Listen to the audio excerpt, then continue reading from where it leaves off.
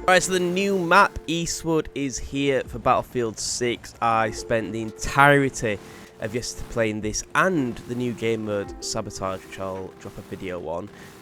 Quick note on Sabotage, it is terrible, in my opinion, but I'll give you a proper review on that when we drop the video, hopefully this week at some point. But for now, we'll talk about Eastwood. I've chosen to just include this chopper bit, even though we don't get many kills or anything like that, but it just shows you a nice, good overview of what the map looks like. The area that we're shooting down on now, this is like a really close quarters kind of fighting area that everyone seems to gather around, but there's enough space around the map that you don't have to gravitate there, but it just feels like everyone gravitates there. But in my opinion, this map is pretty good. Pretty damn good. This area here that we're just passing over now, this kind of complex of buildings and stuff, is so good. Like, there's two flags there on Conquest. I think it's A and B that you can flick between, and I really enjoyed fighting over there. Like just flitting between the two houses, because like you're running in like backyards and stuff. It reminded me a little bit of I think it was Modern Warfare 2, where it had that mission where you was kind of getting invaded by Russians or something, and you had to fight in like all the American backyards and stuff like that. It kind of reminded me a little bit of that.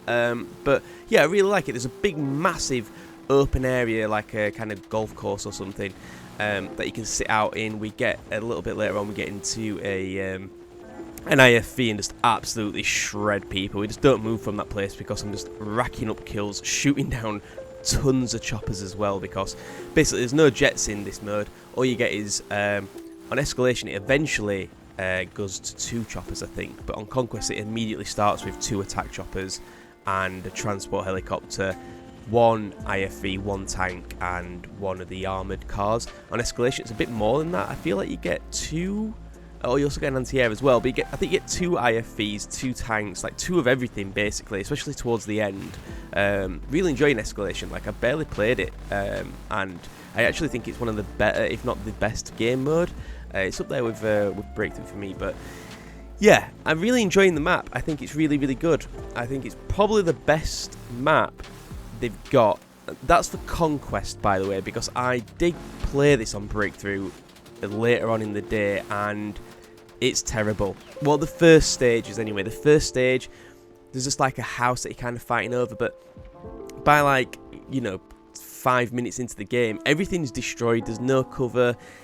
Defending wise, it feels a bit terrible. I think attacking wise, it could be a little bit more fun, but yeah, defending, it feels a little bit like Mirek Valley, that first bit where you just kind of, there's no cover or anything like that, and yeah, I'm not a massive fan of that. But Conquest, like the main game mode for Battlefield, right, and it works very, very well for this game mode. Like I said, the area where we are now is that big house where everyone kind of gravitates to. It took me a while, like this is one of my first ever games on it. I was really struggling to figure out where the hell I was going.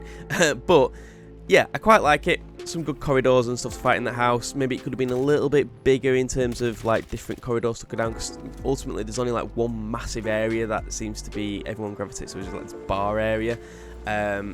But yeah, it's pretty good. The only thing is that the lighting doesn't work particularly well, but that's a Battlefield kind of thing. Like, when you're going inside and outside, I know it's meant to be quite realistic, like you're going out of a dark space into a light space, so it makes it hard to see, but sometimes it just made it almost unbearable that I couldn't see a thing. Also, there's only 2 ladders, I think, to the roof, and a lot of people kind of camp up there, and there's not many good sniping spots to snipe people off there, but that's only like a minor thing. It's still a good little spot and gives you a good opportunity to get some snipes off or something if you do camp on that roof. And also, the new power weapons are in, and one of the power weapons spawns up there. I was worried about the power weapons, where they go with them, because I thought in Battlefield 4, I think it was, the power weapons tend to just be snipers that one shot like anywhere. That was basically all you really had, and I thought they worked pretty well in Battlefield 4. For this, there's a variety of guns. I've only come across 2, which is a big, massive minigun LMG kind of thing, which we do get to use in this video, and it will be I think it's like in the next clip or something. And the second one is some kind of rocket launcher. I didn't pick it up. I do look at it on the ground, and you can see it, so you could probably get a little screen grab to see what actually abilities it has, and there's probably a video out there showing you what it does anyway. But yeah, they're the only 2 that I found. I don't know if there's many more out there. I'm still yet to discover them. In my opinion, the minigun thing didn't feel overpowered. I was worried it would feel overpowered.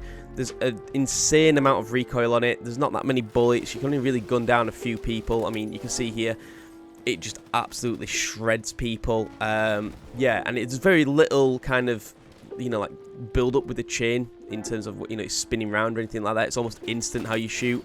Up close, it's just so deadly.